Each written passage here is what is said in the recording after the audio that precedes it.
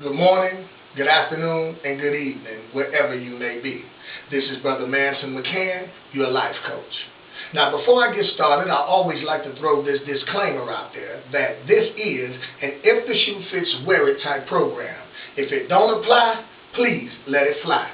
If you do not need my help, please refer this video to someone who does. All right? With that being said, let's get started. Today we're going to be discussing something that I know that some of us have been dealing with in our lives when it comes to dealing with our children, okay?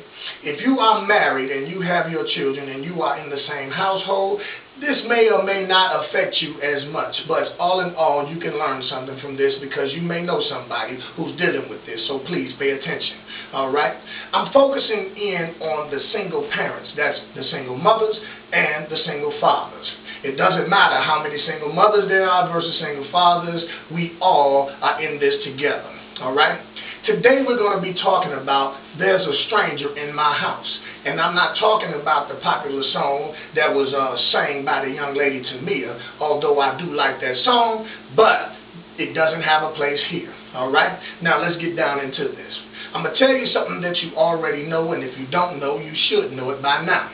That all of us were born with two spirits in us. One of the mother, one of the father, all right? But they break it down in blood terms as DNA. Don't ask me what DNA stands for. Look it up. I know it, but I just can't spit it out right now. So anyway, here we go. The two spirits that are in each one of us always will be there, always will dwell there, but there's one that will be more dominant than the other. They will not ever switch places. You will be either like your mother or you will be like your father. You may look like your mother and act like your father. You may look like your father and carry the characteristics of your mother. So with all of that being said, watch out for the dominant spirit, all right? All of us, or all of you guys that have these single parent moments or these children getting on your nerve type moments, you must understand that if you identify with the most dominant spirit, then you will have less of a problem with your child. I'm going to say that again. If you identify which spirit is the most dominant in your child, then you'll have a better chance of controlling your child and teaching your child some things, all right? Now, for the single parent, let's start with the mother or the father. It doesn't matter, whichever one you are. If you have a child, and the more children you add to this situation with the different baby fathers let's just be real now, I'm not knocking you, you just have a more difficult time with understanding what's going on. The problem is, when you have a child by a man, and that man leaves you, that's a whole nother subject. I'm going to get on that too, because I really do despise men who make children and leave. I really do. But I'll get on that in a minute. But if you have a child by a man who has left, and you've never had a relationship with that man, and it was just a physical relationship, and you know nothing about that man other than what he drove, what he liked to eat, and how much money he had, but if you don't know what makes him him, and if the dominant spirit in your child is that of a father, of a man that you didn't know, then in essence, this will be a stranger to you in your home. Let me break this down to you one more time so you'll get a clear understanding of what I'm saying. Both spirits will reside in your child.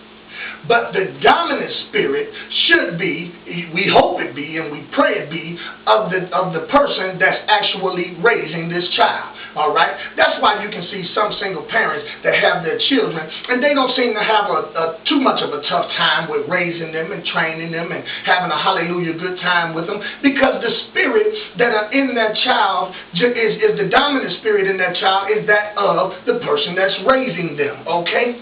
Now, if you do have a relationship with the father outside of you two just having a child, and this man is in their lives, then when you come up to a problem where the dominant spirit is that of the father, of the parent that's not there, and you come to a point to where you're trying to have control over your child and do some things with your child that you can't understand, you can always refer to the father and say, this is where you need to step in at because I don't understand this. All right? Now, because that person is there, you have the luxury of allowing this thing to just be what it is, the dominant spirit of a person that's not actually there, but all in all, that person is still in their life. And what I mean by that is, I'm a distant father. I've been a distant father for almost 18 years. My daughter looks like her mother, but she acts like I do. She does the same things I do. She talks too much just like I do. That's why she could be an all-A student, but she get a couple A's and a couple B's, and I believe she shut her mouth a little bit. Them B's can be A's. I love you, baby. I just had to throw that one in there.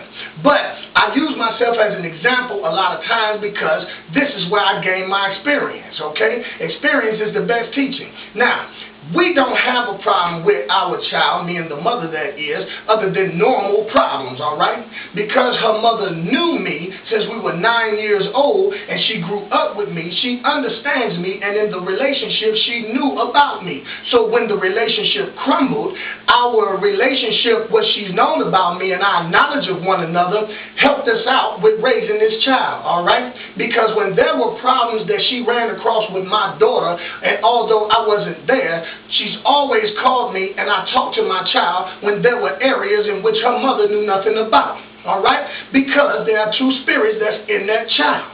And we help each other out. But had I not been there, had I chose to run away from my child and she didn't know anything about me, then my daughter would have been a stranger to her own mother because she knew nothing about me. Because the dominant spirit that's in my child is of me.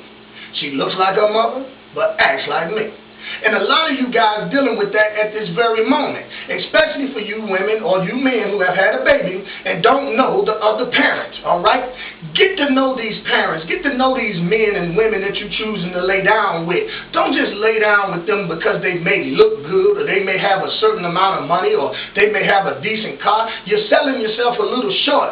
And then in the name of that child is going to grow up missing a whole lot more than it could have if you ever had a relationship with the person that you chose to lay down with. Now, this is no knock. This is a real deal type situation, and I'm only talking about this because it happens. There's a stranger in my house. Okay, you didn't get it all that way? Let me put it to you this way. How many times have you heard this?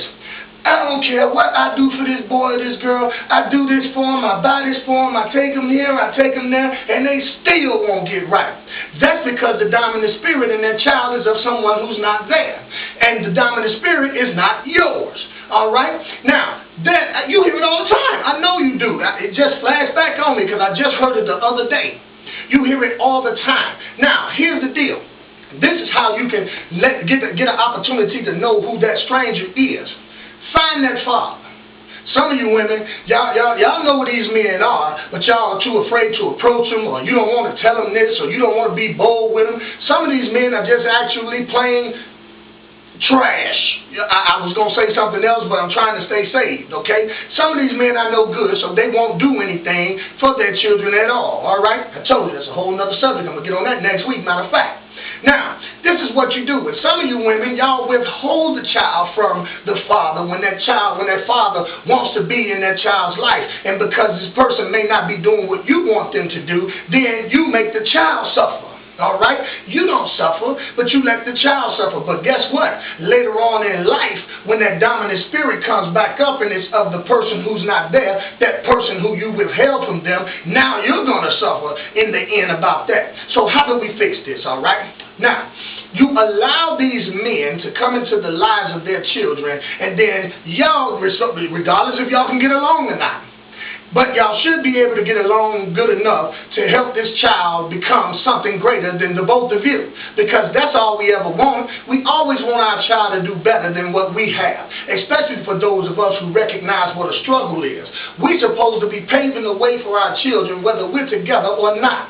The Bible promotes that we get married before we have these children to avoid this situation. But because we can't keep our zippers up and we can't keep our pants pulled up, you know what I'm saying, and buckled up, we end up in situations where we leaving strangers on women, and where women are doing things, and because they're gone and in jail or cracked out, and then you leave these children with the father, now they in a bad mess because the dominant spirit is that of the mother who's not there.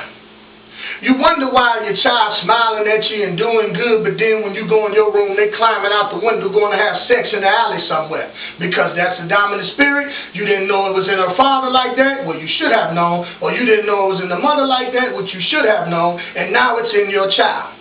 Cultivation of the spirit will always lead to better things, all right? Now, you say, well, if they with me, then they can do what they need to do and whatever. I'm going to cultivate them in the spirit in which I live in which I dwell in. So even if that person ain't here, they're going to do exactly as I do.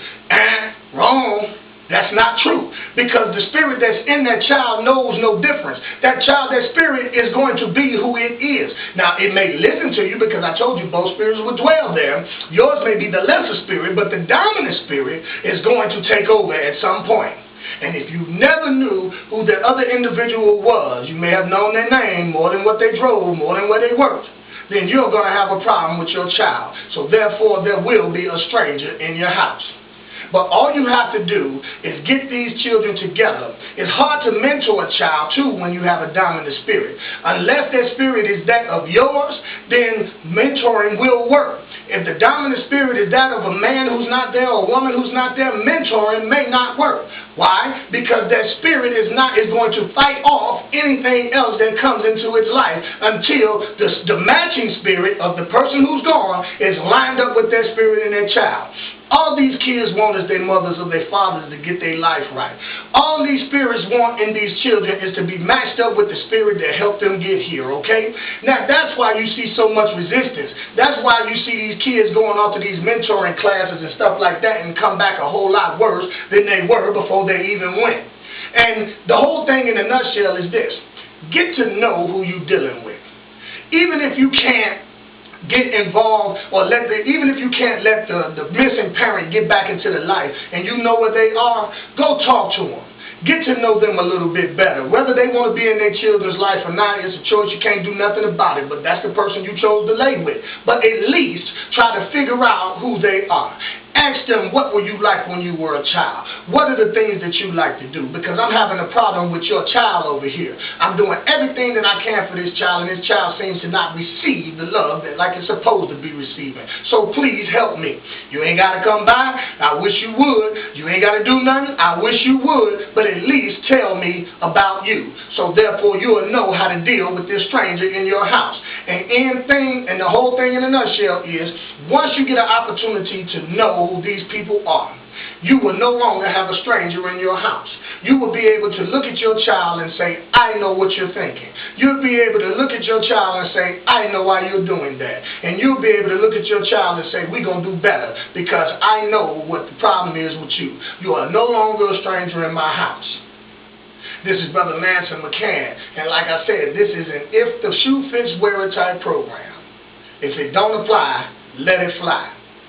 Look at your children, evaluate them, and see, are they actually strangers in your house?